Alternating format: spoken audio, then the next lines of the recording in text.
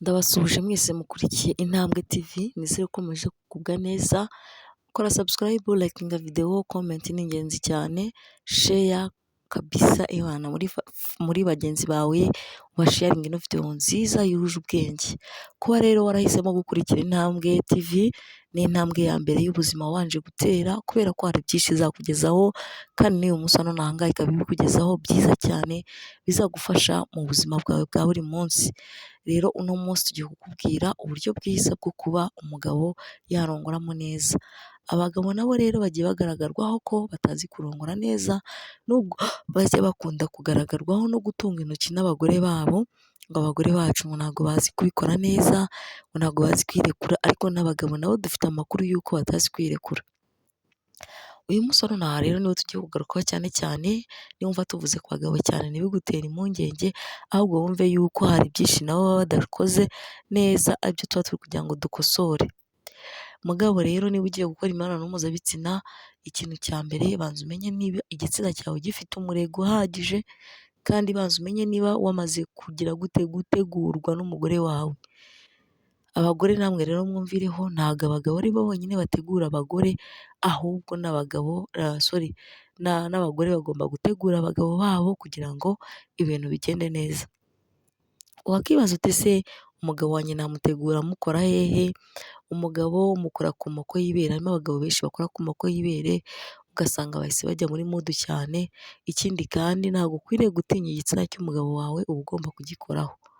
Ukagikoraho, ukagikorakora, ugakora ku mabya hepfo, ugakora ku mutwe w'imboro y'umugabo wawe, ukayikorakora kandi mu buryo bworoheje mu biganza, kugira ngo yumve yuko biryohereye, agire amahirwe yo guhita abishaka. Ikindi uba ugomba kumusoma, uba ugomba kumwongorera mu gutwi, uba ugomba kumukorakora, byaba ngombwa yaba ari umuntu ufite isuku kandi ubikunda, ukayisisa. Gusisa ngira ngo narabigishije, ntabwo ari ibintu ndibuze gusubiramo cyane.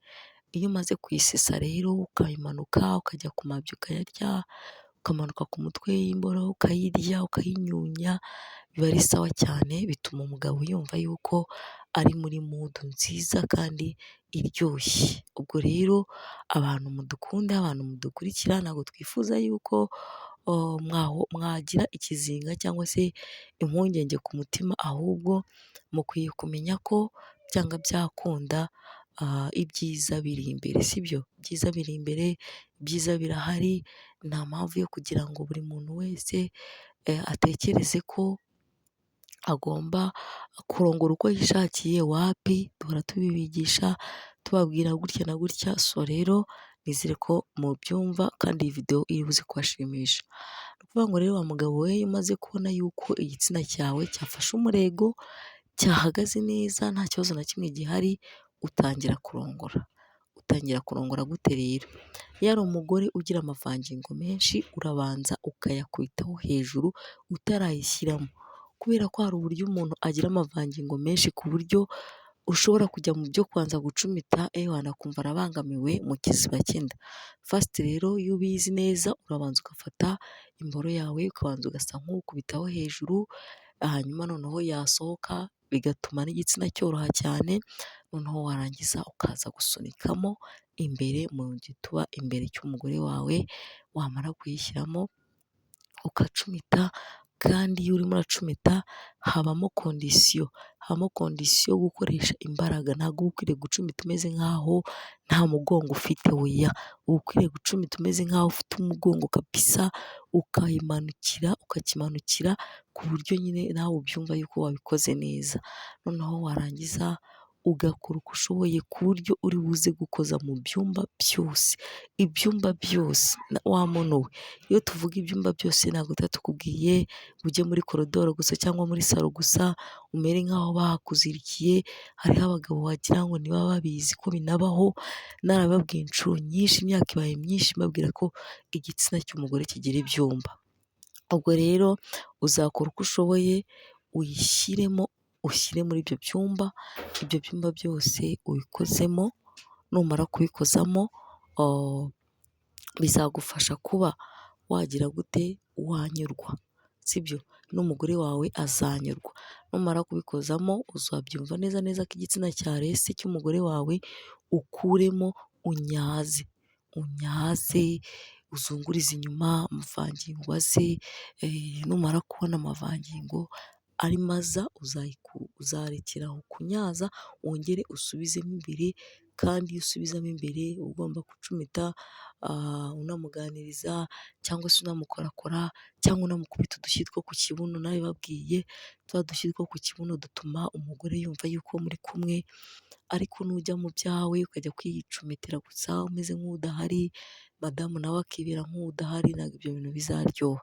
Niyo mpamvu njya nkunda kubabwira ngo mu mibonano mpuzabitsina hagomba kubanza imishyikirano, ibiganiro, mukaganira mukishimana ku buryo buri muntu wese yumva yuko ibyo agiye gukora bifite agaciro cyangwa se yumva yabikunze.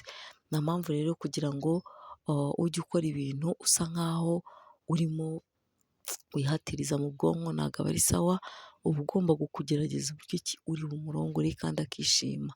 Noneho uranyaza kandi akenshi uba ukwiriye kurongora umugore wawe ukora no ku moko y'ibere kugira ngo abashe kujya muri mudu. Narababwiye ngo iyo umugore wawe umurongora akora ku moko, imoko y'ibere ngira ngo murabizi nayo ifasha byinshi mu mibonano mpuzabitsina.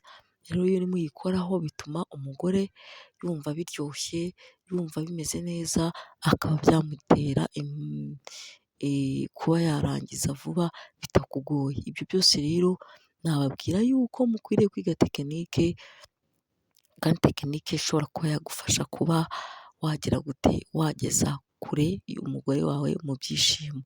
Rero ikindi kintu nabwira abagabo nabakangurira gusomana, gusomana nabyo biri mu bintu byongera uburyohe bw'imibonano mpuzabitsina, ariko iyo wabikoze neza wabanje gukora isuku mu kanwa kawe, ukabwira madamu twiborose, mukiborosa, mwamara kwiborosa mwakajya mu buriri, ku buryo iyo uri muri iyo gahunda uramusoma mukabifiringa mugahanatirarange mugasomana, yewana ivumbi rigatumuka, mugani wa babandi ngo ni ivumbi rigatumuka.